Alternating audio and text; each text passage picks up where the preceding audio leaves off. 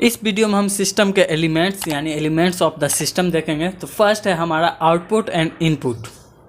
A major objective of a system is to produce an output that has value to its user. यानी कि एक system का एक प्रमुख उद्देश्य उस आउटपुट पर उत्पादन करना है जिसका उसके यूजर के लिए वैल्यू है। In order to get a good output, input to system must be appropriate. एक अच्छा आउटपुट प्राप्त करने के लिए सिस्टम में इनपुट उचित होना चाहिए। यानी कि अगर किसी से हम अच्छा चीज़ की उम्मीद रखते हैं तो हमें उस पर इनपुट एफर्ट हमारा अच्छा रहना चाहिए, तभी वो अच्छा हमारे साथ करेगा। It's important to point out here that determining the output is the first step in specifying the nature, amount and regularity of the input needed to operate a system. यहाँ यह बताना महत्वपूर्ण है कि सिस्टम को संचालित करने के लिए आवश्यक इनपुट की नेचर, अमाउंट और रेगुलरिटी को स्पेसिफाई करने में आउटपुट का निर्धारण फर्स्ट स्टेप है। तो यही था। अब है हमारा processor. It is the element of a system that involves the actual transformation of input into output. यह एक सिस्टम का एलिमेंट है जिसमें इनपुट का आउटपुट में एक्चुअल ट्रांसफॉर्मेशन शामिल है। It is the operational component of a system. यह एक सिस्टम का ऑपरेशनल कंपोनेंट है। Processors may modify the input totally or partially depending on the specification of the output. Processor output के specification के आधार पर input को पूरी तरह या आंशिक रूप से मॉडिफाई कर सकता है। In some cases input is also modified to enable the processor to handle the transformation. कुछ मामलों में परिवर्तन को संभालने के लिए प्रोसेसर को इनेबल करने के लिए इनपुट को भी मॉडिफाई किया जाता है। अब है हमारा control. The control element guide the system. Control element system को गाइड करते हैं, निर्देश दिशा प्रदान करते हैं, निर्देश देते हैं शायद। It is the decision making subsystem that controls the pattern of activities governing input processing and output. यह निर्णय लेने वाला सबसिस्टम है जो इनपुट प्रोसेसिंग और आउटपुट को नियंत्रित करने वाली एक्टिविटी के पैटर्न को कंट्रोल करता है।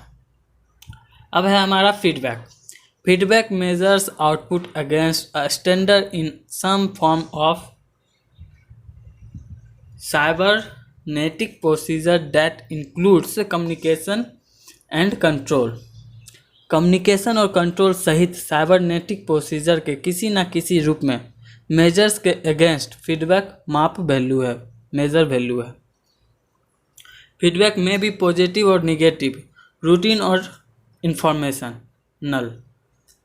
फीडबैक पॉजिटिव या निगेटिव, रूटीन या इंफॉर्मेशनल हो सकती है। Positive feedback reinforces the performance of the system. Positive feedback system के परफॉर्मेंस को रेनफोर्स करती है, पुष्टि करती है, sorry. It is routine in nature. Negative feedback generally provides the controller with information for action. जो वो था पॉजिटिव फीडबैक वो प्रकृति नियमित होती है, जबकि निगेटिव फीडबैक आमतौर पर नियंत्रक को कार्रवाई के लिए इंफॉर्मेशन प्रदान करती है। अब है हमारा इन्वायरमेंट एलिमेंट्स में। The environment is the super system within which an organization operates.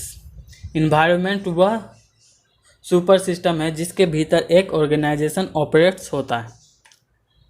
It is the source of external elements that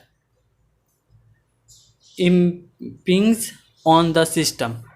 यह एक्सटर्नल एलिमेंट का सोर्स है जो सिस्टम पर प्रभाव डालते हैं। In fact, it often determines how a system must function. वास्तव में यह अक्सर निर्धारित करता है कि किसी सिस्टम को कैसे कार्य करना चाहिए। अब है हमारा boundaries and interface. A system should be defined by its boundaries that limits that identify its component process and interrelationship when it interface with other system. यह एक सिस्टम को उसकी लिमिट्स द्वारा डिफाइन किया जाना चाहिए जो इसे कंपोनेंट्स की प्रोसेस और इंटर रिलेशनशिप की पहचान करती है जब यह किसी अन्य सिस्टम के साथ इंटरफेस करता है।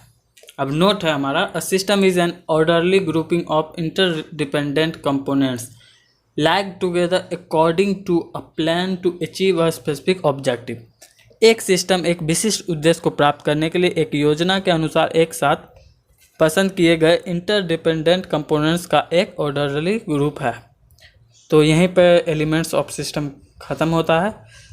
कोई प्रॉब्लम है तो पूछ सकते हो। मैं मिलता हूँ आपसे नेक्स्ट वीडियो में, तब तक के लिए बाय बाय, जय हिंद, वंदे मातरम।